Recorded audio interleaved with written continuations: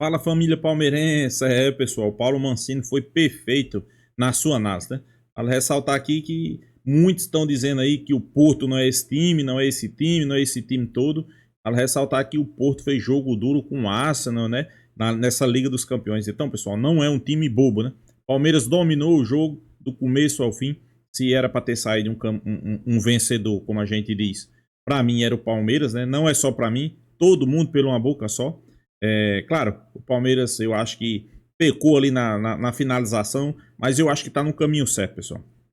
Eu acho que os jogos que a gente viu até agora, o Palmeiras mostrou ter uma boa equipe, ter um bom elenco, ter um treinador que conhece da equipe, né? Até porque quando Abel Ferreira mudou a equipe, o Palmeiras continua a mesma pressão, o mesmo desempenho, mesmo tirando alguns jogadores como Estevão, né?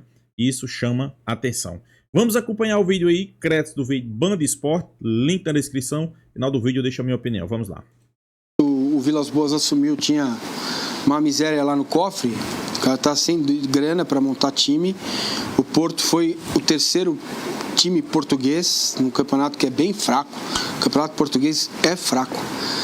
Dá para dizer com tranquilidade, como campeonato, não significa que o Porto não tenha camisa, história, nada disso, é outra situação. O Porto tem um treinador, Martim Anselmi, aprendiz, tem 39 anos, um treinador que está há pouco tempo no cargo, assumiu. Estava aqui, foi auxiliar, exatamente, no Brasil, esteve por aqui no Brasil, com o carequinha lá que teve piriri, teve piriri, não quis ir Palmeiras.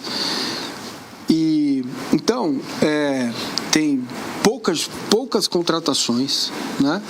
Uma só por enquanto. Um time que chega, um elenco que chega num recomeço de temporada. Os jogadores tiveram férias encurtadas, muitos jogadores ficaram de bico, inclusive, queriam ter férias. É um time, né, da terceira prateleira do espectro, para mim, europeu hoje, certo? Ele pode estar ali com o Salzburg, ele pode estar ali, mas ele não está à frente do Napoli, ele não está à frente da Inter de Milão. Ele na Europa está na terceira prateleira, e essa é a análise que eu faço do Porto, né? Que fez um bom jogo contra o Palmeiras, do ponto de vista do Porto, né? E que, cara, com 20 minutos do segundo tempo cãibra, dor no ouvido, dor no cabelo. Mas é curioso que... os caras saíram esgotados. Os caras estão reclamando, não, temporada, os caras fizeram menos de 50 jogos, né? Sim, o Palmeiras já fez 35. Pois é, fala, não, estamos cansados. Se os caras jogam aqui, acho que eles morrem, né? Mas ainda mais se ele tiver que jogar Porto e Belenenses, e o Belenenses ficar em Belenenses do Pará. Belém do Pará. Exatamente. Agora sim, vamos ler o que disse o Abel Ferreira depois da estreia do Palmeiras 0-0.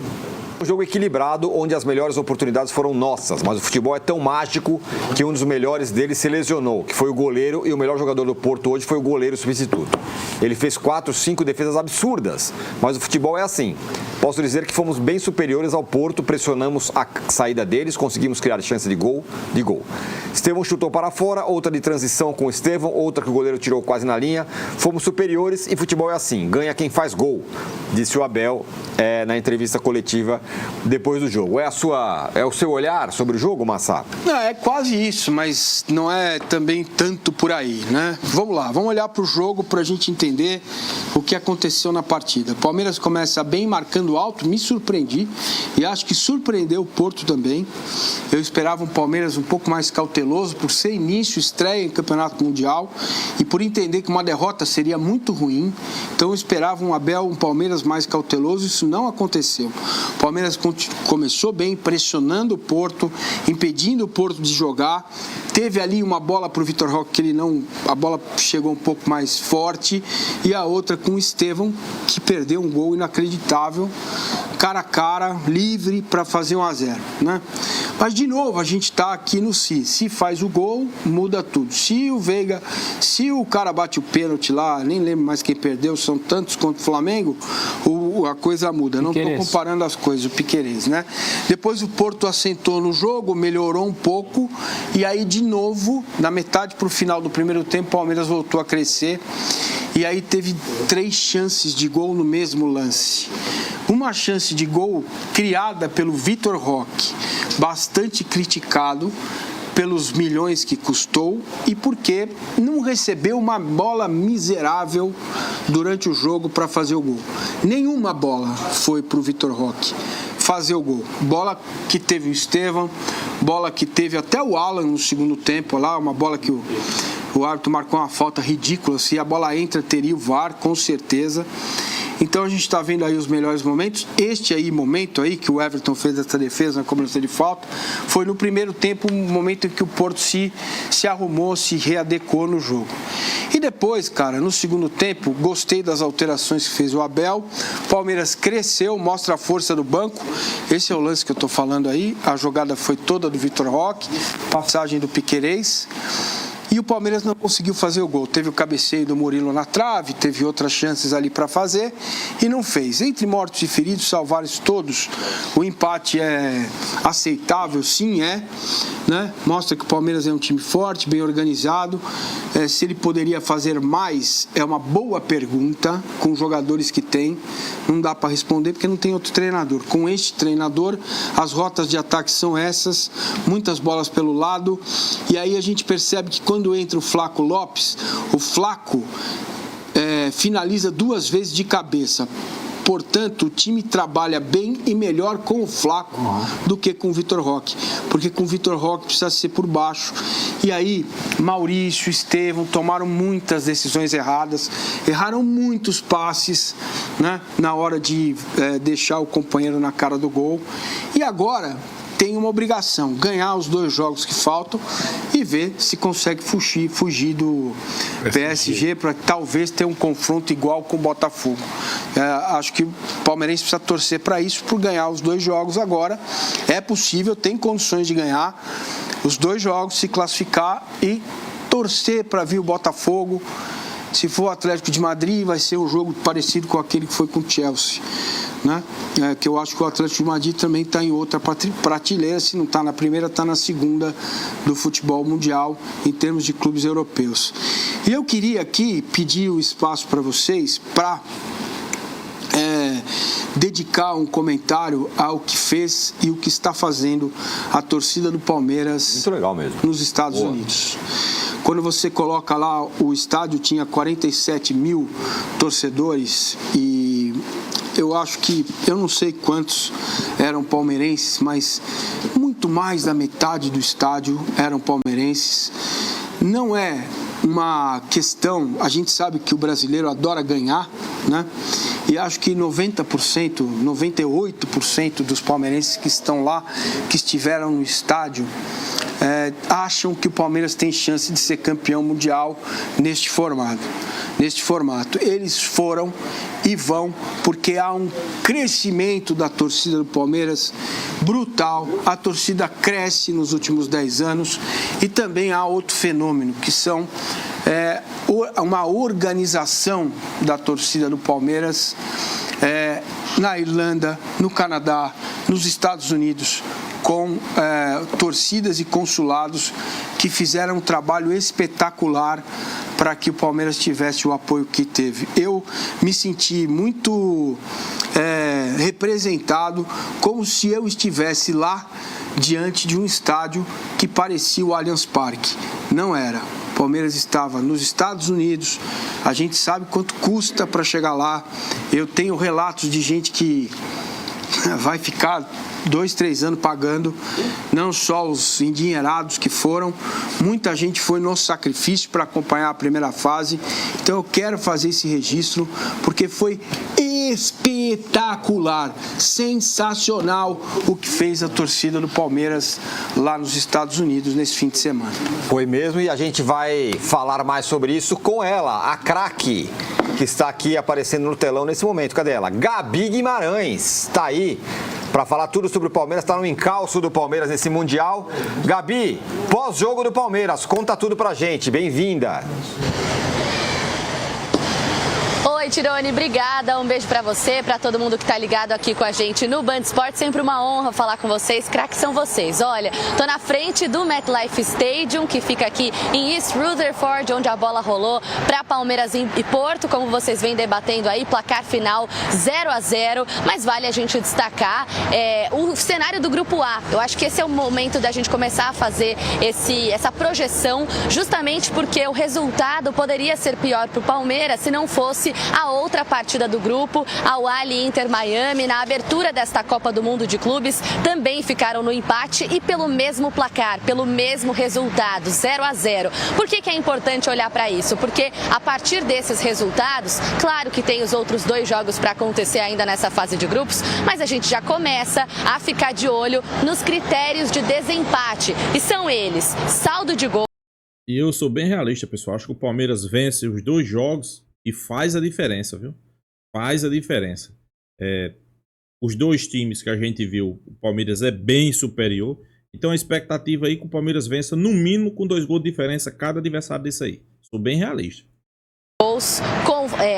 Saldo de gols, gols marcados, confrontos diretos e além de cartões amarelos e vermelhos. O técnico Abel Ferreira, aliás, a gente não tem observado essa imagem nos melhores momentos, mas eu trago o relato aqui para vocês, foi amarelado no segundo tempo da partida, porque ele estava ali, esperando para fazer as substituições, já havia avisado o 4º árbitro, mas a pausa para ele conseguir fazer essas mudanças demorou. O que ele fez? Reclamou e acabou amarelado. Então, bingo para quem apostou que o técnico Abel Ferreira já receberia o primeiro cartão nesta Copa do Mundo de Clubes. Cabe o debate se ele estava certo, se ele estava errado. Realmente demorou um pouquinho para ele conseguir fazer essas substituições. De qualquer maneira, o Palmeiras quer deixar esse resultado para trás, tentar entender quais foram os aprendizados desta partida. O técnico Abel Ferreira considerou que esse empate foi um duelo em que o Palmeiras foi superior. Então, a ver o que ele vai precisar ajustar nos próximos treinamentos. Lembrando que neste momento o Verdão já está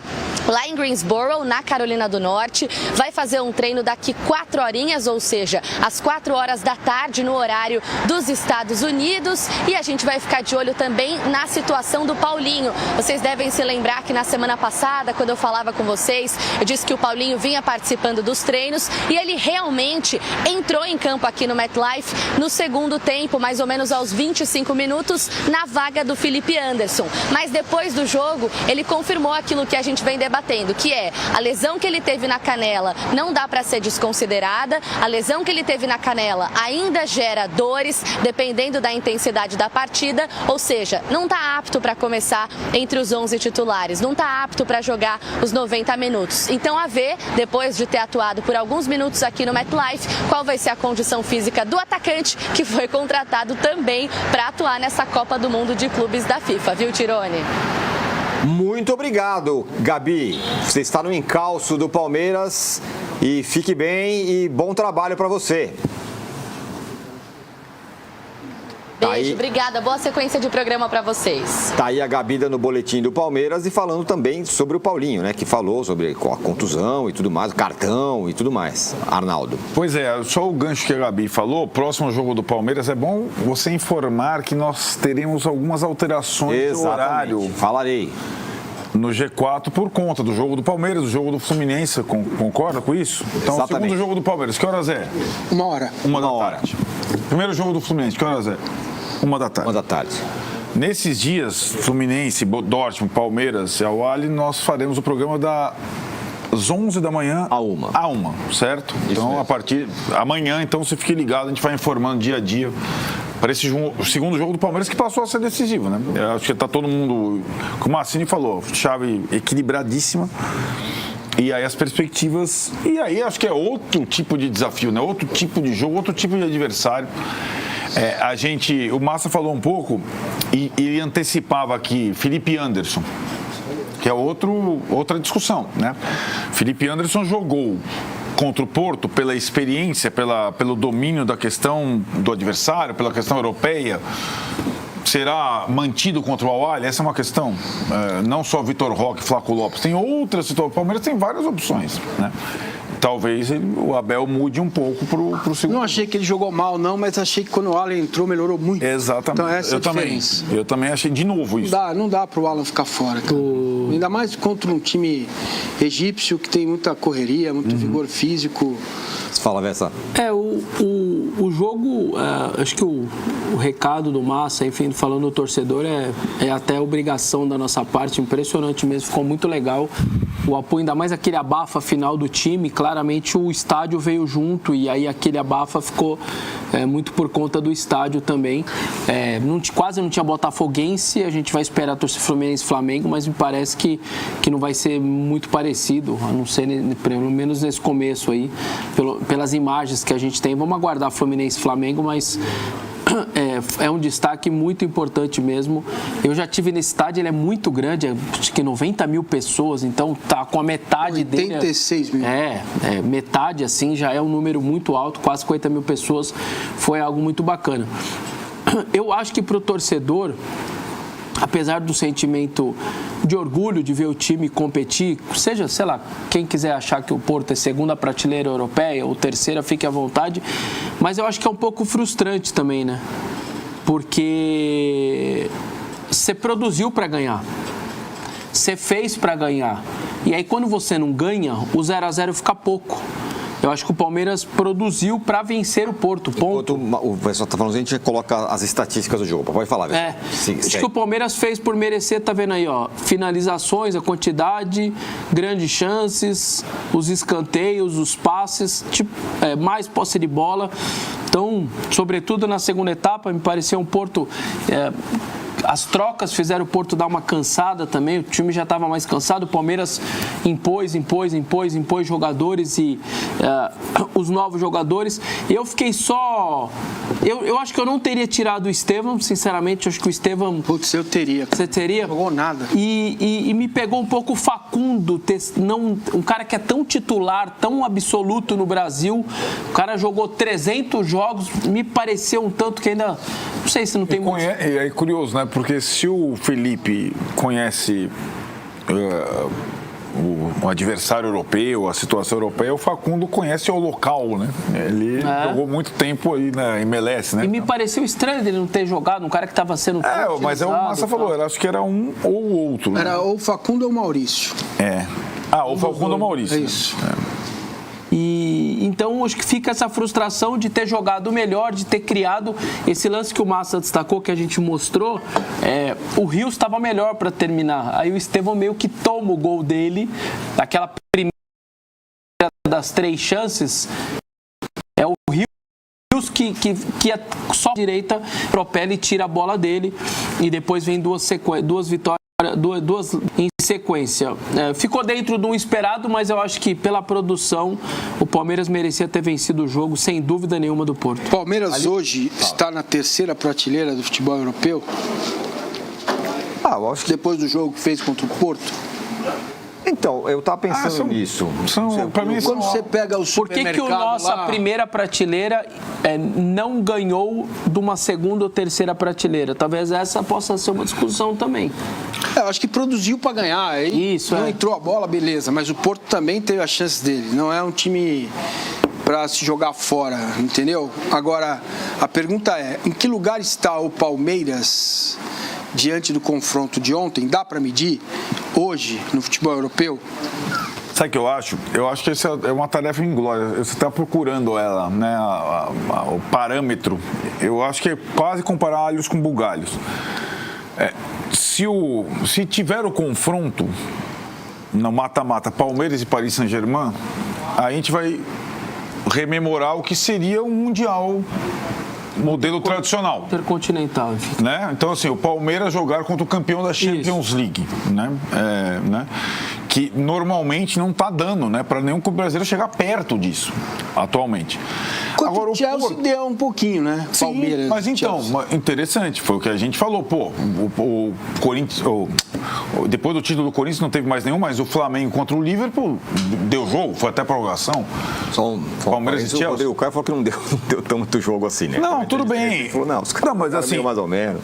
O próprio Rodrigo Caio estava em campo, mas enfim.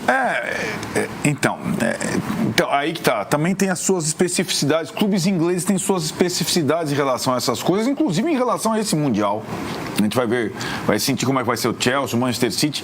O Mundial não é notícia na Inglaterra. Sim. Ele é notícia na Alemanha, na Espanha, em Portugal. É assim que eles lidam com a coisa, né? Talvez porque tem uma liga muito forte hoje, que é quase a gente se vira aqui e tal, não sei o que lá. Enfim. Mas eu acho difícil a gente, por conta de o que a gente sabe, antes de começar o torneio, o Palmeiras era um dos sul-americanos mais fortes, se não o mais forte. Pois é, pessoal, Paulo Mancini foi perfeito na sua análise, né? Eu acho que ele falou aquilo que o torcedor palmeirense gostaria de falar, né? Hoje o torcedor palmeirense está orgulhoso, né? Não é porque a bola não entrou. Às vezes a bola não entra, faz parte do futebol, né? Futebol é aquele esporte que nem sempre quem joga melhor vence, né? Eu acho que é um dos únicos esportes que nem sempre quem joga melhor vence. O Palmeiras fez um excelente jogo. Ok, eu também concordo, né? Não vamos passar pano aqui, né? Como o Paulo Mancini mesmo disse aí. O Porto tá ali na terceira prateleira, né, do futebol europeu, né? É um time que não tá no alto escalão, né? Mas mesmo assim o Palmeiras foi superior, né? O Palmeiras poderia ter vencido no mínimo aí por 2-0. Pecou nas finalizações. Mas a gente só vai ter mais um pouco de ideia que nível tá o Palmeiras quando pegar um Atlético de Madrid ou o PSG aí nas oitavas, né? E a gente vai tirar mais um pouco de noção. Mas o torcedor palmeirense está orgulhoso, fez uma grande partida. Taticamente o time foi bem. Apesar de ter ainda oferecido algumas, mesmo com o domínio do jogo, ofereceu algumas situações de gol para o Porto, né? Que deve ser corrigido, mas faz parte, pessoal. Faz parte. O Palmeiras não está jogando o Campeonato Paulista. O Palmeiras está jogando simplesmente o Mundial de Clubes, né? Os melhores clubes, né? Do mundo, né? Então, eu acho que todo torcedor palmeirense tem que bater no peito e ficar orgulhoso pela partida do Palmeiras, né? Foi uma partida complicada, foi contra um europeu, foi. Estão colocando aí o Porto como um Zé Ninguém nessa história aí do Mundial de Clubes, como eu já vi, vários vídeos aí. Só volto a lembrar a vocês que estão achando isso. E o Porto quase tira o Arsenal, né? O Arsenal fez jogo duro contra o PSG na Liga dos Campeões, né? Ok, pode não ser um dos melhores Portos, né, dos últimos anos, dos últimos tempos, né? Sem sombra de dúvida não é, né? Mas é um time interessante. É um time interessante, pessoal, o Porto, né? Mesmo assim, o Palmeiras dominou, criou as situações de gols e não conseguiu fazer, né? Agora sim, algumas verdades têm que ser ditas. Por exemplo, Paulinho tem condições de jogo? Será que Paulinho tem condições de jogo? Claramente você percebe que não. Você percebe que Paulinho é um cara diferenciado. É por isso depositar tanta expectativa em cima de Paulinho, né, pessoal? Quando o Palmeiras contratou o Paulinho, todo mundo sabia que era um grande jogador, né? Só que ficou uma pergunta no ar. Ele tem condições de jogo? Começaram a dizer que ele não ia voltar no Campeonato Paulista, ia voltar bem no Brasileirão e que já na Libertadores e já tá no Mundial e o cara não tá bem fisicamente, né? Ficou claramente que foi um erro. Por que é que eu tô dizendo que foi um erro? Pelo alto investimento, pessoal. O Palmeiras pegou nada mais, nada menos que próximo ali de 118 milhões, pessoal, de reais. Contratou o Paulinho, né? Então, com esse dinheiro, você contratou um cara para chegar no Mundial voando, né? Acho que todo torcedor palmeirense esperava ali Paulinho, Vitor Roque e Estevão voando. Isso aí é um fato. Inclusive, falando aí sobre Vitor Roque, com a entrada de Facundo Torres, não, Flaco Lopes, no segundo tempo, Palmeiras melhorou. Melhorou, né? Inclusive, teve uma situação de gol, se a bola não pega no rosto do cara do Porto, do zagueiro do Porto, do defensor, era gol, né? Então, é um cara que chegou com a responsabilidade de colocar a bola para dentro. Infelizmente, ele não está conseguindo. Ok, como Paulo Mancini falou, a bola não chega redonda. Será que Será que é a bola que não chega redonda? Porque é muita qualidade ali no meio campo do Palmeiras, né? Quando tá Facundo Torres, a bola chega, né? Será que é a bola que tá chegando redonda? Será que ele tá se posicionando errado? Algumas perguntas que deixa o torcedor palmeirense sem resposta, né? Porque Flaco Lopes entra, a oportunidade aparece. Vitor Roque não tem oportunidade, né? Então, alguma coisa tem a se corrigir. Mas é isso, o Palmeiras está no caminho certo. Vamos esperar aí que faça um grande jogo na próxima quinta-feira, eu acho que é quinta, né? E que consiga sair com a vitória e líder do seu grupo, né? Então é isso, pessoal. Deixa a sua opinião, se inscreva no canal Porco News e até a próxima, pessoal.